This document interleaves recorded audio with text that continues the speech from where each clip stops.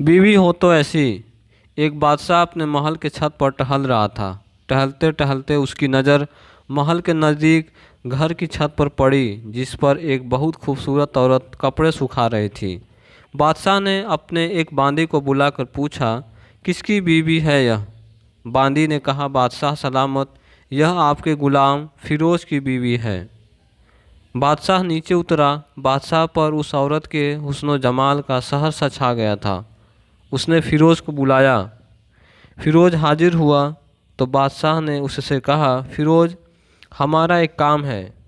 हमारा यह खत फला मुल्क के बादशाह को दे आओ और इसका जवाब भी उनसे ले आना। फिरोज उस खत को लेकर घर वापस आ गया। खत को अपने तकिए के नीचे रख दिया, सफ़र का सामान तैयार किया, रात घर में गुजारी और सुबह मंजिले मकसूद पर रवाना हो गया। इस बात से लाइल्म के बादशाह ने उसके साथ क्या चाल चली है। इधर जैसे ही फिरोज नज़र से ओझल हुआ, बादशाह चुपके से फिरोज के घर पहुंचा और आहिस्ता से फिरोज के घर का दरवाज़ा खटखटाया।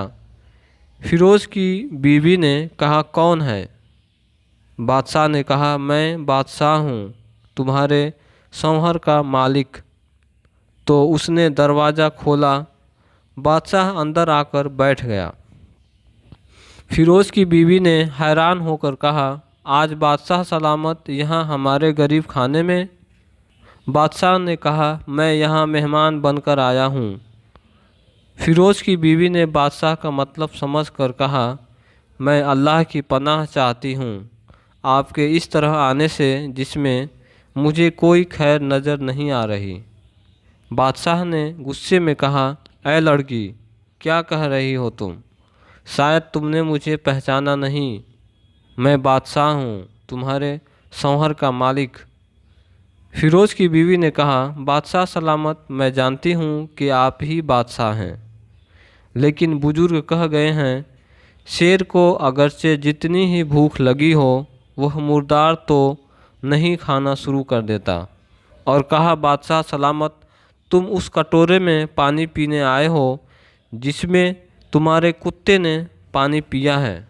बादशाह उस औरत की बातों से बड़ा शर्मसार हुआ और उसको छोड़कर वापस चला गया, लेकिन अपने चप्पल वहीं भूल गया। यह सब तो बादशाह की तरफ से हुआ। अब फिरोज को आधे रास्ते में याद आया कि जो खत बादशाह ने उसे दिया था वह तो घर पर ही छोड़ आया है। उसने घोड़े को तेज़ी से वापस मोड़ा और घर की तरफ लपका। फिरोज अपने घर पहुंचा तो तकिए के नीचे से खत निकालते वक्त उसकी नज़र पलंग के नीचे पड़े बादशाह के नालैन यानी चप्पल पर पड़ी, जो वह जल्दी में भूल गया था। फिरोज का सर चकरा कर रह गया और वह समझ गया कि बादशाह ने उसे सफ़र पर सिर्फ इसलिए भेजा ताकि वह अपना मतलब पूरा कर ले। फिरोज किसी को कुछ बताए बगैर चुपचाप घर से निकला।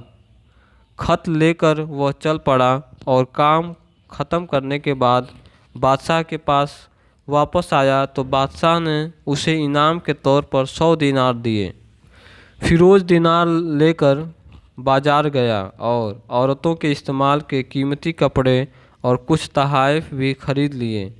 घर पहुंचकर बीवी को सलाम किया और कहा, चलो तुम्हारे मैके चलते हैं। बीवी ने पूछा, यह क्या है?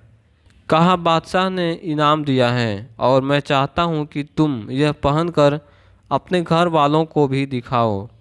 बीवी, जैसे आप चाहें। बीवी तैयार हुई और अपने वालिदैन के घर अपने शौहर के साथ रवाना हुए। दामाद और बेटी और उनके लाए गए तोहफ़े को देखकर वह लोग बहुत खुश हुए। फिरोज बीवी को छोड़कर वापस आ गया। 1 महीना गुजरने के बावजूद ना बीवी का पूछा ना उसको वापस बुलाया। फिर कुछ दिन बाद उसके साले उससे मिलने आए और उनसे कहा, आप हमें अपनी बहन से गुस्से और नाराज़गी की वजह बताएं या फिर हम आपको काजी के सामने पेश करेंगे। तो उसने कहा, अगर तुम चाहो तो कर लो, लेकिन मेरे ज़िम्मे उसका ऐसा कोई हक बाकी नहीं जो मैंने अदा ना किया हो। वह लोग अपना केस काजी के पास ले गए तो काजी ने फिरोज़ को बुलाया। काजी उस वक्त बादशाह के पास बैठा हुआ था। लड़की के भाइयों ने कहा, अल्लाह बादशाह सलामत और काजी साहब को सही सलामत रखे। काजी साहब, हमने एक सरसब्ज बाग, दरख्त फलों से भरे हुए और साथ में मीठे पानी का कुआं इस शख्स के हवाले में दिया था, तो इस शख्स ने हमारा बाग उजाड़ दिया, सारे फल खा लिए, दरख्त काट लिए और कुएं को ख़राब करके बंद कर दिया। काजी फिरोज़ की तरफ मुतवज्जह होकर पूछा, हाँ तो लड़के, तुम क्या कहते हो इस बारे में? फिरोज़ ने कहा, काजी साहब, जो बाग मुझे दिया गया था वह उससे बेहतर हालत में मैंने उसे वापस किया है।